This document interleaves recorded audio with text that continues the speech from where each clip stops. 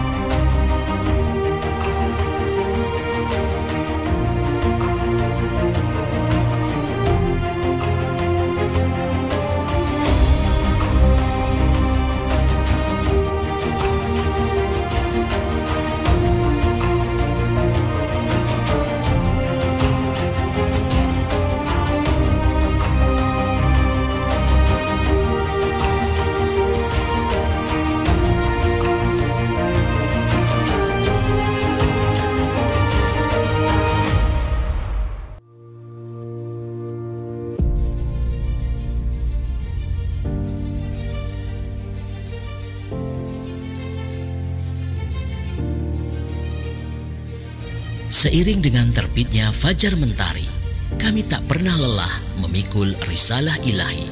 Kami jelajahi Nusantara, mengetuk pintu-pintu masjid, membersamai para jamaah Jum'ah, menyibak segala peristiwa yang syarat dengan polusi kemunafikan yang beredar telanjang bulat di depan mata.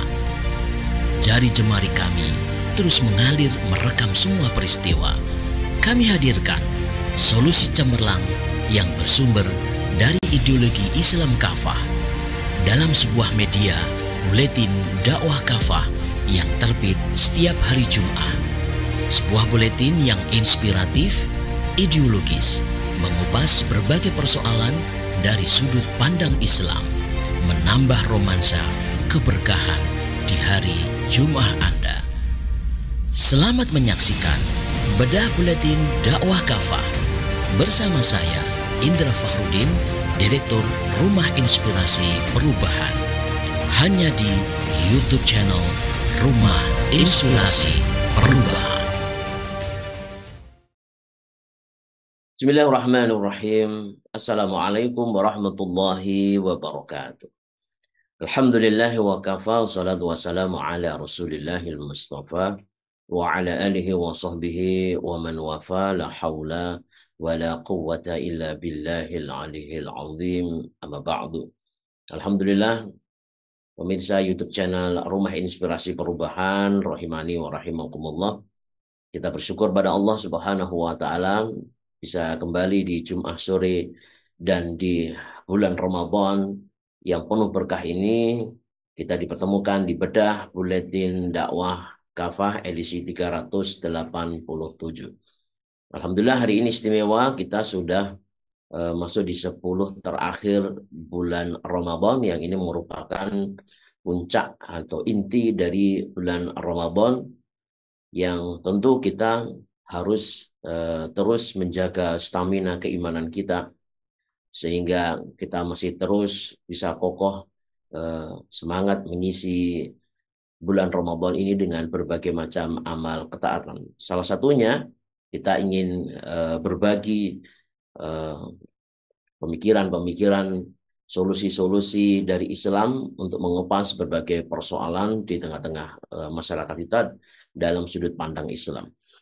Baik, Buletin Dakwah Kafah edisi 387 mengambil topik dari kegelapan kapitalisme sekuler menuju cahaya Islam.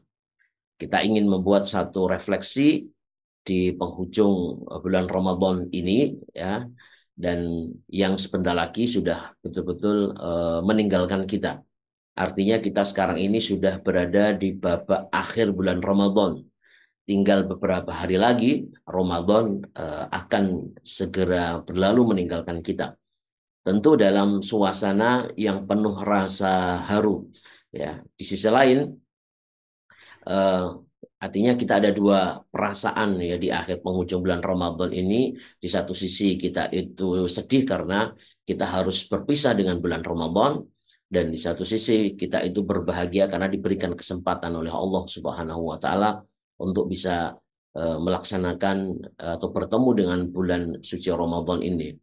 Dan sebentar lagi ketika Ramadan ini berlalu, kita akan memasuki hari kemenangan, yaitu hari Raya Idul Fitri. Dan tentu di dalam suasana penuh harapan dan kemenangan dan juga kegembiraan setelah kita menjalankan ibadah puasa Ramadan selama sebulan penuh. Rasulullah Shallallahu Alaihi Wasallam menggambarkan kondisi kebahagiaan bagi orang yang berpuasa di dalam hadis beliau, lis-shaimi farhatan.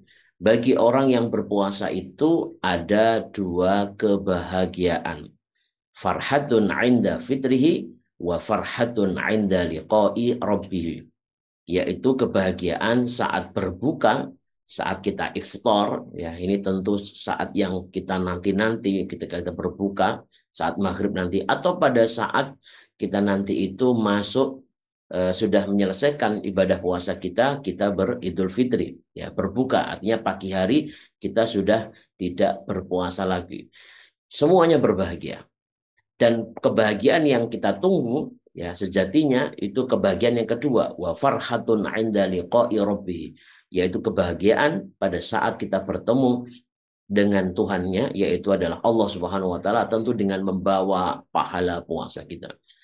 Pemirsa, cintailah Allah Subhanahu wa taala. Namun demikian, kemenangan sejatinya itu bagi kita orang yang berpuasa, orang yang beriman, tidak terbatas pada menahan lapar dan dahaga, ya, yang sukses untuk kita tahan, untuk sukses kita atasi setiap hari di bulan Ramadan, ya, terutama di siang harinya.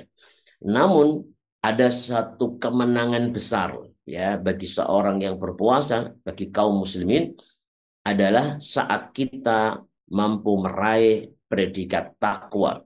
Sebabnya memang tujuan utama dari ibadah puasa Ramadan itu adalah untuk membentuk insan yang bertakwa. Sebagaimana perintah Allah dalam Al-Quran, surah Al-Baqarah 183. Ya ayyuhalladzina amanu kutiba alaikumusyamu kama kutiba alal ladzina min qablikum la'allakum tattaqun. Di situ perintah kita untuk berpuasa, la'allakum tattaqun, supaya kita itu mampu meraih manusia-manusia yang bertakwa. Baik, itu sebagai pendahuluan kita. Nah, kita akan masuk di chapter yang pertama, Ramadan di tengah kegelapan. Kata kegelapan ini sangat familiar ya beberapa hari terakhir ini, gitu ya. Nah, ada apa dengan Ramadan di tengah kegelapan?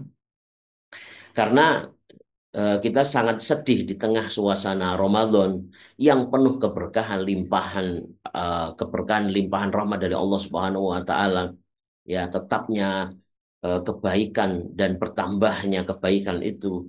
Namun saat ini di satu sisi Ramadan yang sedang kita jalani oleh kaum muslimin itu, kita berada di dalam atmosfer kehidupan, yaitu atmosfer peradaban yang bisa kita katakan sebagai dark civilization, jadi peradaban yang gelap, yakni peradaban kapitalisme sekuler. Sebagai contoh di negeri ini saja, Ramadan yang begitu suci, yang begitu mulia, ini harus bersaing harus diisi ya berjibaku dengan persoalan besar. Di awal Ramadan kita itu banyak persoalan yang menghampiri negeri ini. Bagaimana persoalan ekonomi, sosial, pendidikan, peradilan, hukum dan sebagainya. Ini semuanya akibat dari penerapan kapitalisme demokrasi sekuler. Yang paling menyentak kita akhirnya adalah korupsi, bahkan mega korupsi ya terjadi hampir di semua lini. Jadi terjadi bukan tagline-nya itu bukan perubahan setelah terjadinya pesta demokrasi, justru yang terjadi bukan perubahan ke arah yang lebih baik, tapi adalah perubahan meningkatnya angka persoalan di negeri ini, terutama adalah nominal korupsi yang justru semakin meningkat, utang negara dan juga bunganya yang makin hari makin membengkak. Sementara itu, pemirsa, pengangguran dan juga PHK ini terjadi di mana-mana. Banyak perusahaan-perusahaan besar ya yang dirumahkan kemarin tenaga kerjanya dan mereka tentu sedih. Ya, perampasan tanah rakyat oleh oligarki masih terjadi di mana-mana. Kenaikan aneka pajak makin mencekik rakyat dan angka kemiskinan tentu berkorelasi makin meningkat.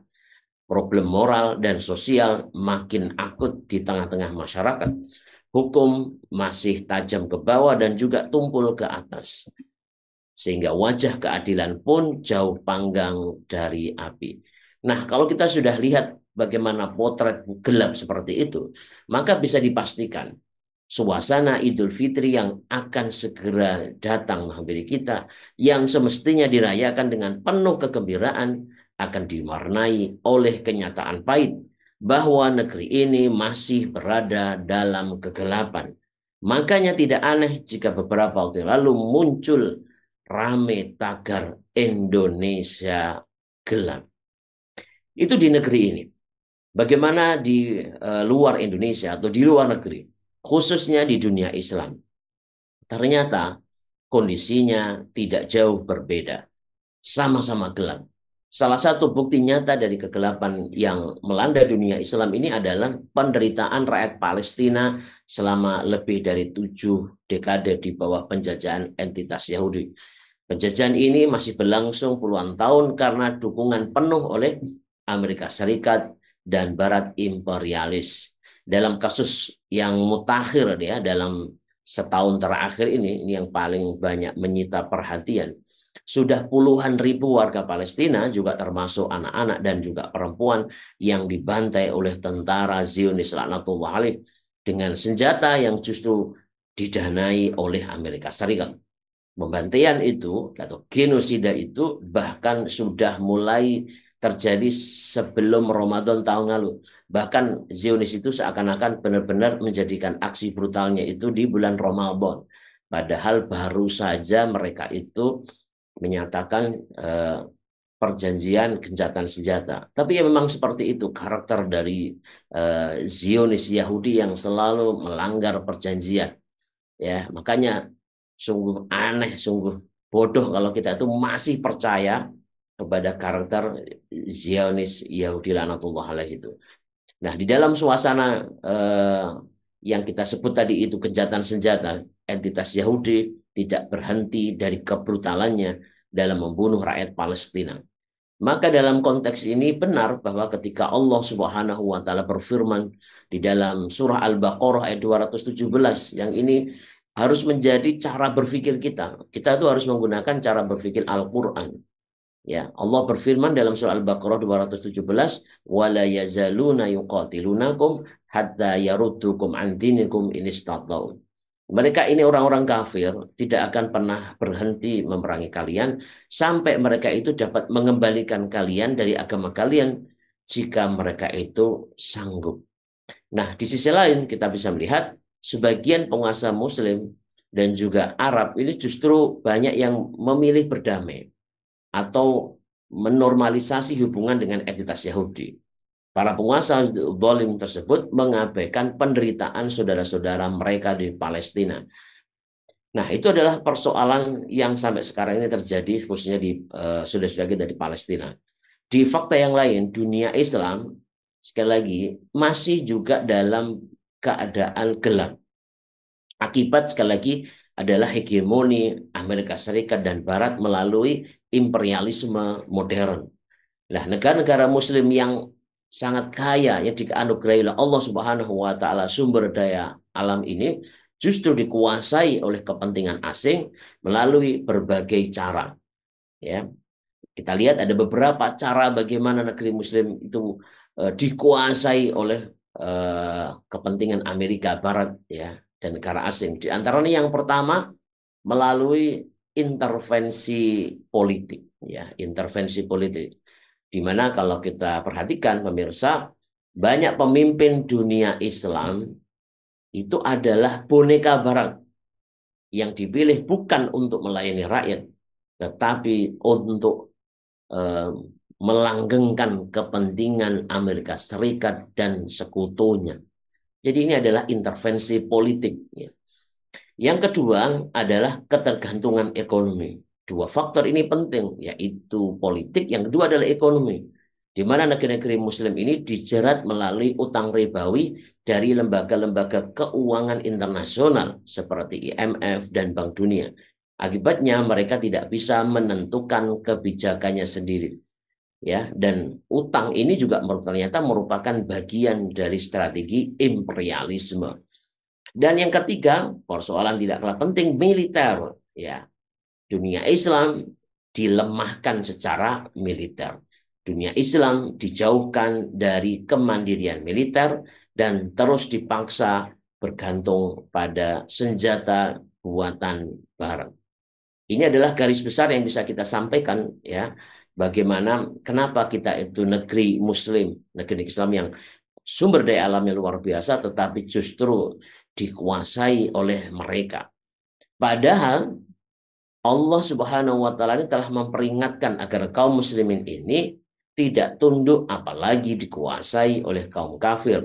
Sebagaimana firman Allah dalam surah An-Nisa ayat 141, "Wala ja'alallahu lil kafirina 'alal mu'minina sabila." Sekali-sekali Allah tidak akan pernah memberikan jalan kepada kaum kafir itu untuk menguasai kaum mukminin. Ya. Dan begitu pula Allah Subhanahu wa taala pun telah melarang kaum muslimin, terutama para penguasa mereka, untuk menjadikan kaum kafir sebagai penolong atau pemimpin mereka. Sebagaimana firman Allah dalam surah Al-Maidah 51. Ya ayyuhalladzina amanu la tattakhidul yahuda wan nasara awliya. Wahai orang-orang yang beriman. Sekali lagi seruannya ini adalah orang yang beriman. Iman inilah yang diseru oleh Allah Subhanahu wa taala. Ya, yang disinggung oleh Allah Subhanahu wa taala. Janganlah kalian menjadikan orang-orang Yahudi dan Nasrani sebagai penolong atau sebagai pemimpin kalian. Ini yang seharusnya menjadi panduan pemimpin. Sehingga dengan iman, dengan panduan Al-Quran ini, kita itu memiliki kewibawaan. Kita itu memiliki izah. Dan benar ketika para salafus saleh itu memberikan satu gambaran bahwa kewibawaan itu ada pada keimanan mereka. Bukan pada aksesoris dunia mereka. Aksesoris dunia itu hanya menguatkan ya kewibawaan ketika wibawa itu muncul dari keimanan. Sehingga seruan Allah Subhanahu wa taala ini semuanya dari seruan keimanan. Janganlah kalian itu tunduk pada mereka, memberikan jalan pada orang kafir untuk menguasai kita, atau jangan menjadikan mereka itu sebagai pemimpin. Nah, kita masuk di chapter yang kedua. Bagaimana kegelapan global itu masih terjadi. Tentu tidak hanya di Indonesia dan dunia Islam, tetapi kondisi dunia saat ini secara keseluruhan sebetulnya telah lama berada dalam kegelapan peradaban kapitalisme sekuler. Ideologi kapitalisme sekuler ini telah menciptakan berbagai krisis yang melanda hampir seluruh aspek kehidupan manusia. Di antaranya yang pertama adalah terjadinya krisis, kita kalau bisa bilang pertama krisis ekonomi global. Ya. Di mana sistem ekonomi kapitalisme global ini terus menciptakan kesenjangan antara yang kaya dan yang miskin. Jadi ada semacam kesenjangan. Yang kedua adalah krisis moral dan sosial. Ya. Ya. Di mana kehancuran nilai-nilai keluarga, meningkatnya dekadensi moral seperti seks bebas, LGBT, penyebaran gaya hidup hedonis, aneka kejahatan, kriminalitas, ini adalah buah dari sistem kapitalisme sekuler sejak awal betul-betul menihilkan, menyingkirkan peran agama dalam konteks ini, Islam di dalam kehidupan. Ya. Setelah krisis ekonomi global, krisis moral dan sosial, yang ketiga adalah krisis lingkungan. Eksploitasi sumber daya alam yang tidak terkendali ini menyebabkan perubahan iklim, bencana ekologis, dan juga kelangkaan sumber daya bagi generasi yang mendatang. Dan yang keempat adalah krisis kepemimpinan global. Para pemimpin dunia lebih banyak mengutamakan kepentingan korporasi dan oligarki dibanding dengan kesejahteraan rakyatnya. Dan kapitalisme sekuler, dengan indikasi yang sudah disampaikan, adalah sistem yang bertentangan dengan ajaran Islam. Ini harus kita paham benar, kita sampaikan. Ya, karena mereka ini menolak hukum Allah Subhanahu wa taala dalam kehidupan. Akibatnya dunia ini akan terus diliputi oleh berbagai penderitaan akibat penerapan sistem yang bobrok ini. Hal ini sejalan dengan firman Allah dan kita sering menyampaikan dalam media ini ketika mereka itu berpaling dari peringatan Allah yang bersumber dari Al-Qur'an. Wa man a'rada 'an dzikri fa inna lahu ma'isyatan dhanka. Dan siapa saja yang berpaling dari peringatanku, yakni Al-Qur'an, maka sesungguhnya bagi dia penghidupan yang sempit. Ya, kita bisa lihat dalam surah Al-Toha, surah Toha ayat 124. Nah, kita masuk di chapter yang terakhir, bagaimana terang hanya dengan cahaya Islam. Bagaimana krisis yang kegelapan di negeri ini, kegelapan di dunia Islam, dan kegelapan global ini, ya, ini akan terang dengan cahaya Islam. Ya, karena sebagian orang, termasuk di negeri ini, masih saja berharap pada sistem kapitalisme sekuler dan segala subsistem demokrasinya untuk membawa perubahan.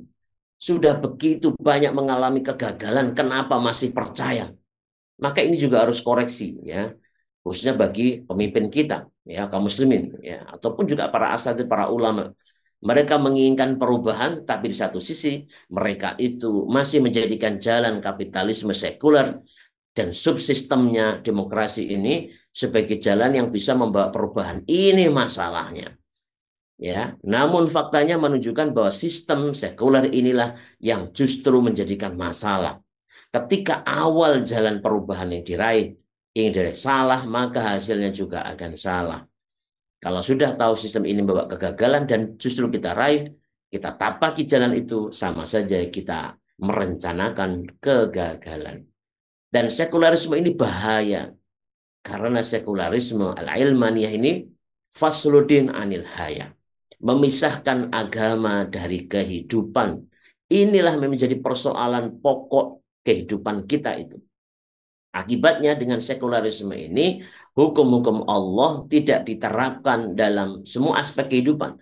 Baik itu politik, ekonomi, sosial, pendidikan, hukum, peradilan, dan sebagainya. Dan di sisi lain, sistem demokrasi ini memberikan kewenangan kepada manusia untuk membuat hukum sendiri yang syarat dengan berbagai kelemahan dan kekurangan. Ini yang menjadi akar masalahnya, pemirsa. Padahal Islam telah memberikan solusi pada setiap persoalan yang dihadapi oleh manusia. Sebagaimana firman Allah dalam Al-Quran. Surah An-Nahl ayat 89.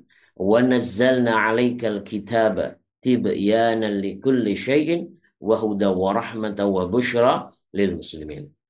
Di mana kami telah menurunkan kitab Al-Quran ini sebagai penjelasan, sebagai tibyan, ya, sebagai bayan, penjelasan, ya, likulli syai' atas segala sesuatu, dan juga sebagai hudan, sebagai petunjuk, sebagai rahmat, wa busyra lil muslimin, dan sebagai kabar gembira bagi kaum muslimin. Kurang jelas apa pemirsa? Nah, bukan hanya itu, ya. Jelas hanya sistem Islamlah satu-satunya yang terbaik. Tidak ada yang lain. Sebagaimana firman Allah dalam surah Al-Maidah 50, "Wa man ahsanu minallahi hukman liqaumin yuqinun." Ya. Siapakah yang lebih baik hukumnya daripada Allah bagi yang yakin? Awalnya ayat ini diawali dengan afa hukmal jahiliyati yabghun. Apakah hukum jahiliyah yang kalian inginkan? Jadi selain Al-Quran mengenalkan ada dua hukum. Kalau nggak hukum Islam, hukum Allah, ya hukum jahiliyah. Dan Allah tutup siapakah yang lebih baik hukumnya daripada hukum Allah bagi mereka yang yakin. Maka dari itu pemirsa, kaum muslimin dicintai Allah, satu-satunya jalan keluar dari kegelapan yang melanda negeri ini, termasuk dunia Islam, ya, secara keseluruhan menuju cahaya yang terang benderang. Ketika kita bicara kegelapan, dalam kondisi kegelapan, maka kita membutuhkan cahaya. Dan cahaya itu, pintu keluar satu-satunya itu adalah dengan menerapkan Islam secara total dalam seluruh aspek kehidupan. Tidak ada yang lain. Karena ini merupakan tuntutan dari Allah. Ini adalah tuntutan keimanan kita. Sebagaimana firman-Nya, "Ya ayyuhalladzina amanu dkhulu fis-silmi kafah." Wahai orang-orang yang beriman, masuklah kalian ke dalam Islam ini secara total, secara menyeluruh. Di dalam surah Al-Baqarah 208. Dan juga dengan penerapan Islam secara total, negeri ini khususnya, juga dunia Islam dan dunia secara keseluruhan akan keluar dari kegelapan jahiliyah menuju cahaya Islam. Ini sejalan dengan firman Allah Subhanahu wa taala, "Allahu waliyul ladina amanu ya yukhrijuhum minadh-dhulumati ilan nur." Allah adalah pelindung orang-orang yang beriman dan Allah mengeluarkan mereka dari kegelapan menuju cahaya. Firman Allah dalam surah Al-Baqarah ayat 257. Nah, pemirsa cintailah Allah Subhanahu wa taala. Hanya dengan Islam, umat Islam saat ini pasti akan meraih kembali kejayaan mereka sebagaimana generasi mereka pada masa lalu. Kejayaan umat Islam pada masa lalu jelas merupakan hasil dari penerapan syariat Islam secara menyeluruh dalam semua aspek kehidupan mereka. Sebagai contoh, berkat penerapan Islam secara menyeluruh oleh negara pada masa kekhilafan Umar bin Abdul Aziz di tahun 99 sampai 101 Hijriah yang sangat singkat itu, ya. Misalnya kita bisa perhatikan hampir tidak ada rakyat yang berhak menerima zakat. Saking makmurnya negeri itu. Dan itu adalah faktual, sangat nyata. Begitu pula di masa kekhilafahan Abbasiyah. Ilmu berkembang pesat dan menjadi rujukan dunia dalam berbagai bidang seperti kedokteran, astronomi, matematika, dan sebagainya. Sementara itu di Andalusia, Islam pernah membawa peradaban yang sangat maju, sehingga Eropa yang sebelumnya berada dalam kegelapan pada akhirnya mengalami masa pencerahan. Maka pemirsa, yang terakhir, jelas hanya dengan penerapan Islam secara kafah, umat ini akan terbebas dari kegelapan menuju cahaya yang terang benderang. Karena itu saatnya sekarang ini, khususnya di bulan yang mulia ini, mari kita meninggalkan ideologi kapitalisme sekuler. Berikutnya kita harus segera kembali kepada ideologi dan sistem Islam yang sempurna, yang itu hanya mungkin bisa diterapkan oleh institusi pemerintahan Islam global, yaitu khilafah ala minhajin nubuwah. Masya Allah.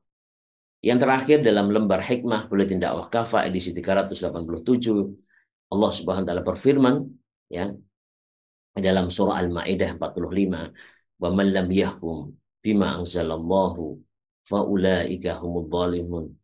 Siapa saja yang tidak berhukum dengan hukum yang telah Allah turunkan, mereka itulah kaum yang zalim. Masya Allah, demikian eh, pemirsa YouTube Rumah Inspirasi Perubahan yang dicintai oleh Allah Subhanahu wa taala. Isi secara keseluruhan dari buletin dakwah kafah edisi 387, ya, di akhir Ramadan yang sebentar lagi kita ingin Idul Fitri, kita betul-betul ingin beridul fitri, meraih kemenangan yang sebenarnya tadi itu. Islam sudah saatnya betul-betul berfungsi dalam kehidupan kita. Kita ingin menyingkirkan kegelapan. Kita tidak ingin Ramadan kita ya terus di dalam kegelapan. Sudah saatnya Islam tampil, dan ini merupakan janji Allah Subhanahu wa taala. Maka ini menjadi satu tantangan bagi kita, menjadi eh, terdorongan bagi kita orang yang beriman, khususnya para tokoh, ya, khususnya bagi para ulama. Mari sama-sama kita eh, menyampaikan Islam. Kita sampaikan Islam inilah harapan. Hanya Islam yang mampu mengusir kegelapan kapitalisme sekuler yang betul-betul telah menzalimi kehidupan, bukan di negeri ini, bukan hanya di negeri ini, tetapi juga dunia secara global. Dengan Islam, negeri ini, bumi ini akan subur, akan bercahaya. Dan momentum Ramadan yang sebentar lagi ini habis, kita jadikan momentum ini terbaik untuk berjuang, untuk kita merapatkan soft kita. Kita banyak berdoa pada Allah Subhanahu wa taala, semoga Allah menyatukan hati-hati kita, hati-hati yang terpisah ini bersatu, negeri Islam yang terpisah ini, ya, yang kekuatannya terurai ini menjadi bersatu kembali dalam cahaya Islam, di dalam kehidupan Islam. Baik, saya kira demikian apa yang bisa Al-Fakir sampaikan. Mohon maaf apabila ada beberapa hal yang kurang. Semoga Allah Subhanahu wa taala berikan kekuatan kita untuk bisa bersemangat menyelesaikan puasa Ramadan hingga akhir nanti, ya. Dan semoga Allah Subhanahu wa taala menjadikan kita hamba-hamba yang bertakwa. Kami aturkan jazakumullah khairan bagi para pemirsa dan juga bagi tim dari Rumah Inspirasi Perubahan yang telah melaksanakan amanahnya dengan luar biasa sehingga kita bisa menikmati berbagi buletin dakwah kafah di edisi 387. Jangan lupa di-share ya supaya opini Islam ini semakin membahana. Subhanakallahumma bihamdika asyhadu an la ilaha illa anta astaghfiruka wa atubu ilaik. Assalamualaikum warahmatullahi wabarakatuh.